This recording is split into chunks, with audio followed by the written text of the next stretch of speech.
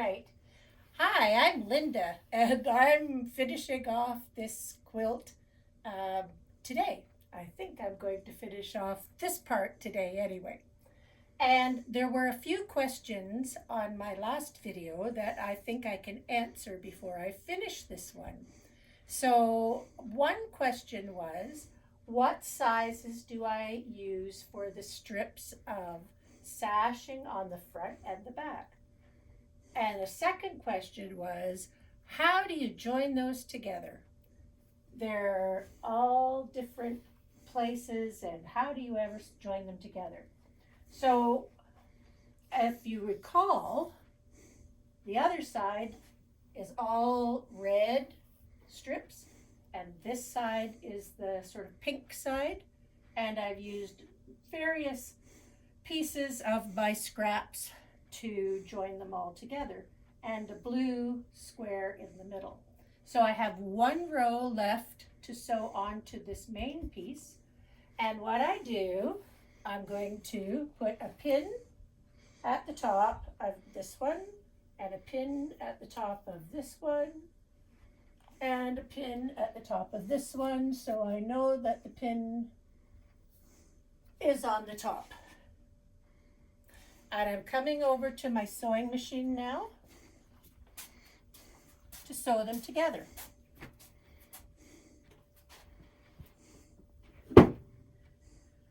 So the piece that I use for the backing, the pink piece that I'm folding over on the back, this time, because this is a flannel fabric, this little check pink is a flannel, it's a bit thicker than regular quilting fabric. So this time I have cut 2-inch strip, and I have pressed it in half, so it is 1 inch. And you know, this is trial and error. What works for you is going to be what works for you, and this is what works for me. So this has got to go on the part that's going to be at the top. That's where I have my pin. So the piece that's going on the back side is 2 inches, and it's folded in half, so the raw edges are at the side. The piece that's going on the red side, I cut this time at 1 1/4 inch, because that is what works for me. You might want something a little smaller, you might want something a little bigger, but the presser foot that I use, I just keep the edge of the presser foot on the edge of the fabric, and my seam allowances seem to work out for me.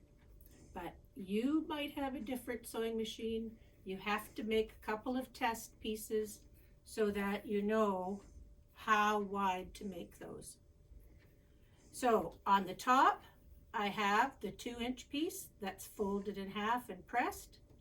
On the bottom, right side to right side, is the 1 1/4 inch piece, and it's not folded, it's just a single piece of fabric. And I put them all together and sandwich them there. And that's what I said. I put my presser foot at the edge over here, and that's where I sew. Whoops, I gotta sew it. Don't let it fall away. And regular stitch length, because it's a regular seam. I keep all 3 layers together, and I keep the edge parallel to the edge of the sewing machine so that it's not crooked, it's not upside down, it's lying flat.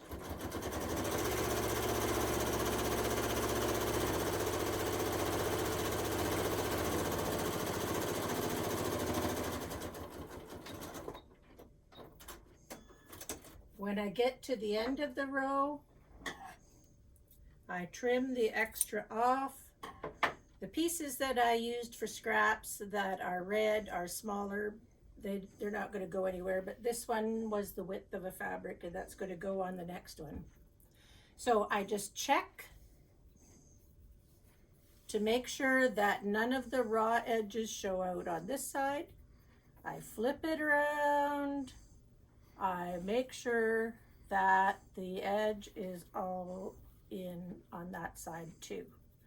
Very good.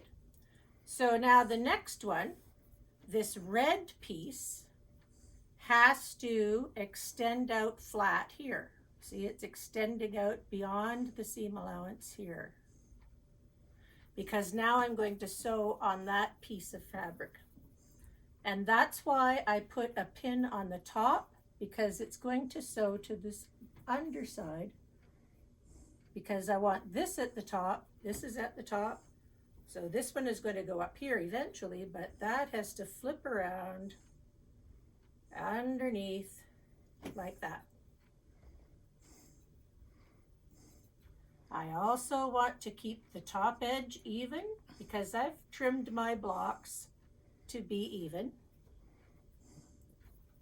And I put the presser foot down on that. And this time I'm only sewing on this little piece of red fabric, keeping it at the edge of the seam allowance and keeping the edges even and together.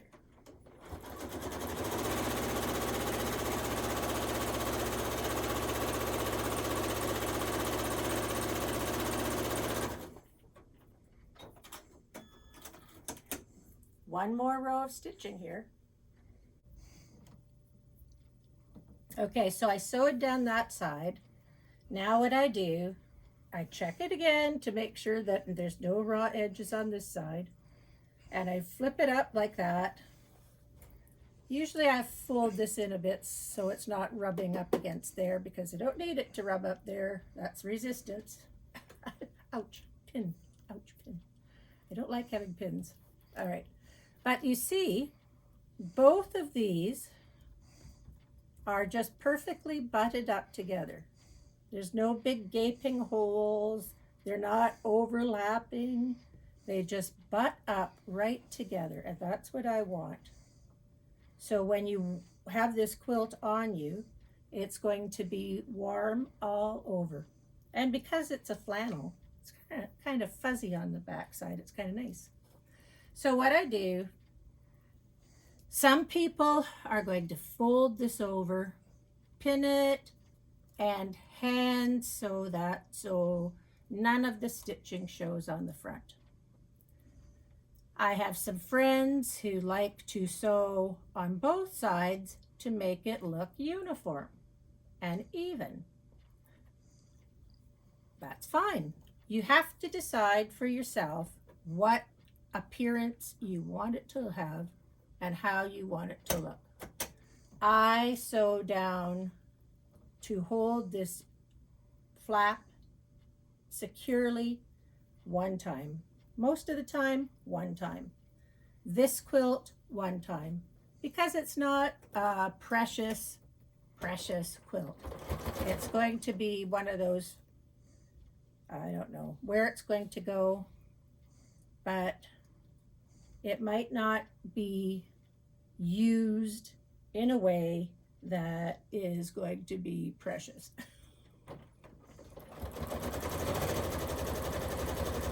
Sew once down the side.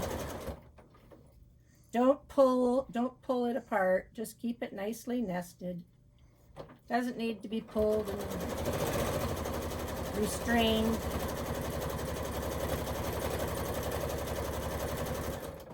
One row of stitching. Now I open that up. Looks nice. I'm going to do the same thing here and sew this third piece onto this, and then I'm going to sew all of these onto that one on the wall. It doesn't take very long. Once again, here is the folded piece. It's going to go there. Take the pin out before I shove that in my finger. Oh, don't need that. Here is my red strip for underneath. It's nice how that I have them all sort of underneath this table. Just pull one out as I need it. Keep the three edges all nicely nested there. Once I get it down and my needle is down, all I do is hold the end without pulling it. Hold the end without pulling it and make sure that everything is lying flat and even.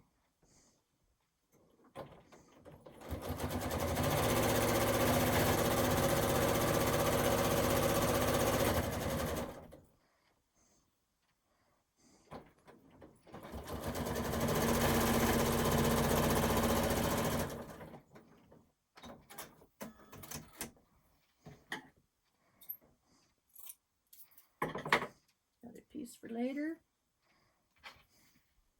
So this one is going to go here, and that's this is the top. That's where the pin is. So I'm turning it this way, upside down. This one goes here. Keep the edge nice and even.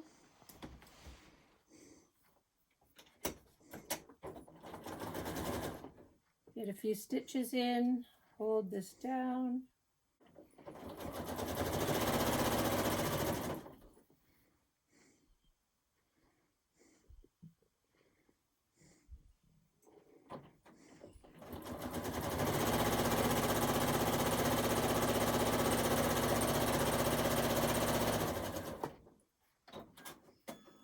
So in one video, somebody asked me about this curtain behind me on the wall. And you can see maybe pockets, zipper flies with the zippers still in them. Here's another pocket. There's another zipper fly. I made this curtain a long time ago when I was wearing blue jeans all the time and wearing them out. My husband wore blue jeans. Our daughter wore blue jeans. We had jeans everywhere, and they all wore out sooner or later, and they got cut into squares. So I decided on a size of square, and I just made rows and rows of squares and sewed them together until I had a curtain that was big enough to put across a wall in my basement. And here I am in another house, and I still have the same curtain wall 25 years later. The stuff doesn't wear out, and you can reuse it. And I still love it. I sewed it together with my serger when I did it. And here I am now making quilts for donations, donating to shelters and youth groups and children's aid and all kinds of things. I love making quilts, and it's nice to have a place to donate them. So here I have this strip done. So now all I have to do is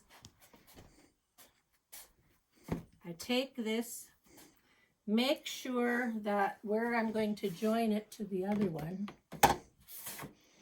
is straight. I always have one little bit of a tip of that sashing sticking out, and it gets in my way when I get to it. So I always cut it off before I get to it. There. That's it though. It's nice and straight, even Steven. There we go. So this is going to go on the last piece. I cut the wrong side. I had to think about that one for a minute. I cut the wrong nibs because I'm upside down. There we go. Aha, there, now I've got it. Because it's upside down, it's going, this side is going to join onto that side. All right, I got it. I'll bring over the rest of it.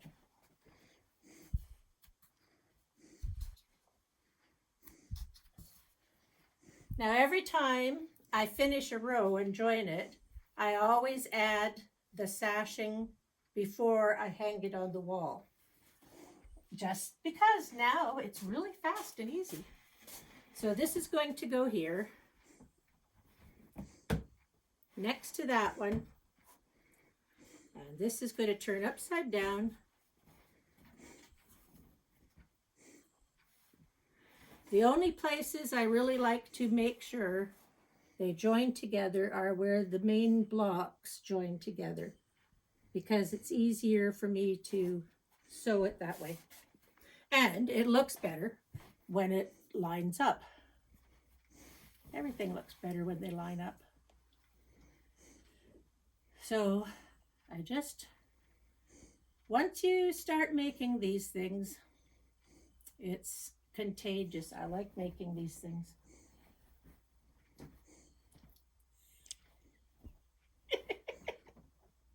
My husband is doing the video for me. He didn't even laugh at that. Now he's smiling. All right. So it's easy. It's just the same as I was doing before. Sewing along this strip at the side.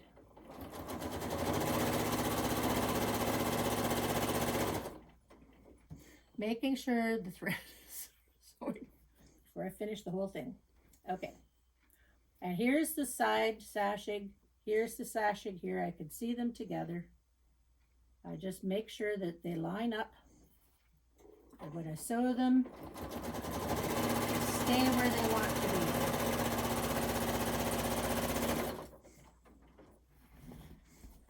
be. If you start making these quilts and you get to be a queen size quilt, they get to be a little bit heavy. But like I say, you're only sewing, everything's to that side. I could take away my cutting boards and it wouldn't move stuff around on my counter. This is just a small piece to sew, and it's quite easy to work with. But I've got lots of experience. When I get close to the bottom of this, I always make sure the bottoms match up. Sometimes I put a pin in, sometimes I don't. Sometimes I use my teeth.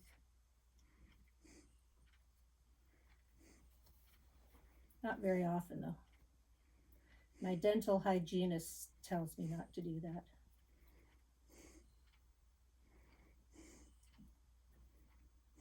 All right.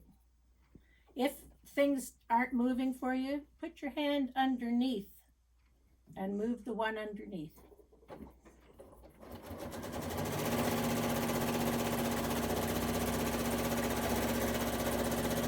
You don't really need to struggle.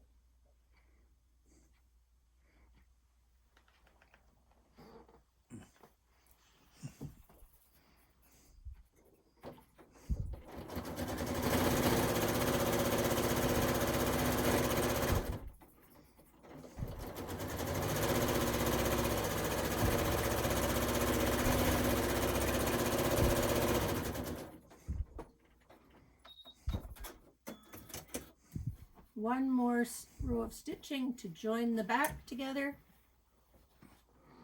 I always take a peek underneath just to make sure everything is good. That's fine.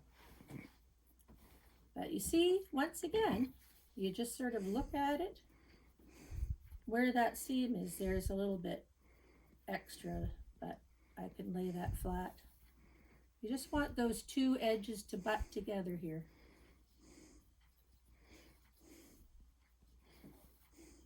And if this gets in my way, it's just a bit stiffer than normal because it is flannel. So it's a really thick fabric.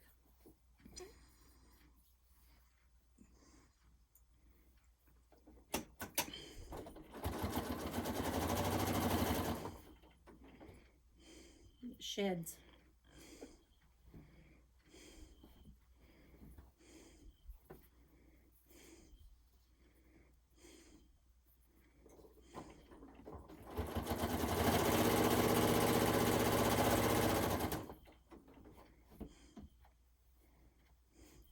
When I'm using all my scraps, I try not to use too many of the same things all in one place. That way, if I run out and use something different, it doesn't look like it's really odd.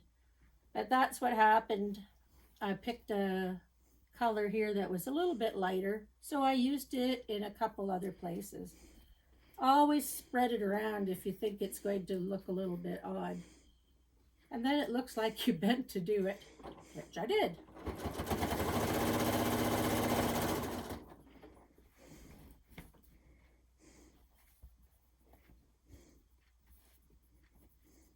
There.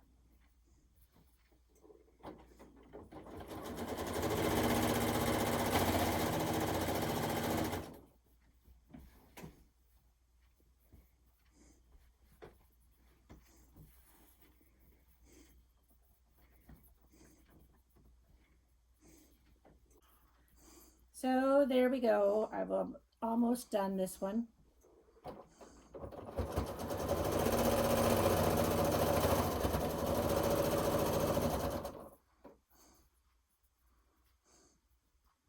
In real time, you saw this done.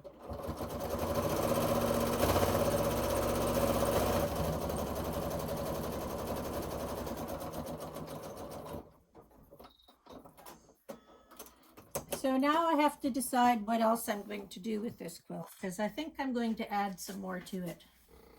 So before I put it up on the wall, I've already trimmed that side.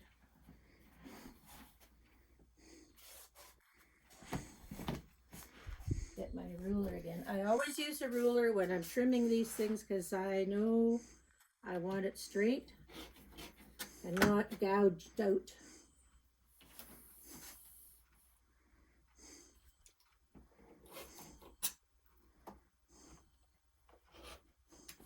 Little bits. That's all I take off. That side.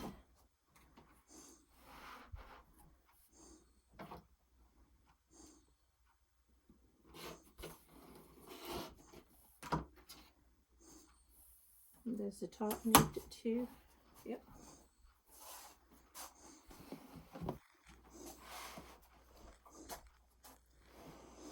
When I hang this up, you're going to see my mistake. I made a mistake earlier.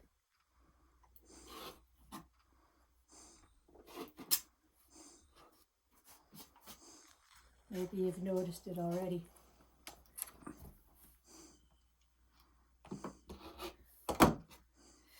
There, those are the bits.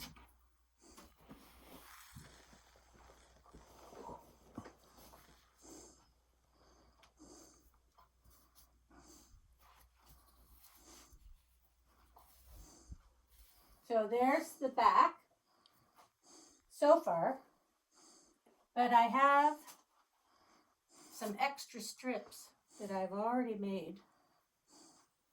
And I was thinking about adding a couple of strips along the edges here, because they'll fit along there. And I've got two more, so I probably could make it a bit bigger by adding a couple of strips. The second thing I might do is I did use this blue pattern here, and I could make some extra pieces to go all the way around, all the way around, all the way around, and use the blue as the backing instead of this pink. So I've got to think about what I want to do. But you see, do you notice my mistake?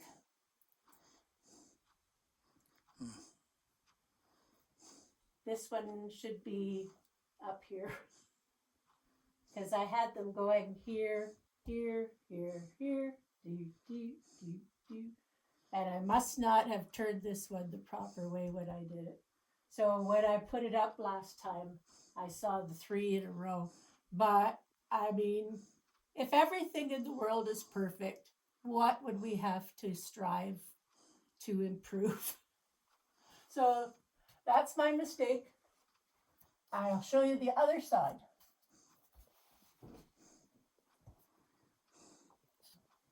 Ooh.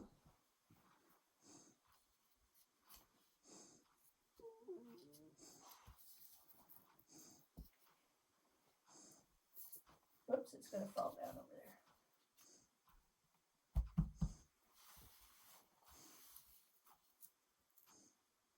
That's crooked, but it's up there. Very colorful. Using up all sorts of bits and pieces.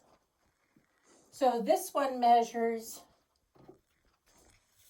right now 40 by 54. So it's a bit small, I think. I might add to it. I'm not quite sure what I'm going to do yet. I still have lots and lots of red that I could add to it. And I've got these extra strips that I still have that I could add to it. And I can make more with blue on the back to add to it. So I've got lots of options. There's always lots of options when you deal with scraps. So I hope that answered the questions that people had. If you have more questions, I'll answer them and I'll give you a sample of something. I love doing this. This is fun for me. So until next time, see you and hope you like this. And I hope if you haven't subscribed that you choose to subscribe. How's that?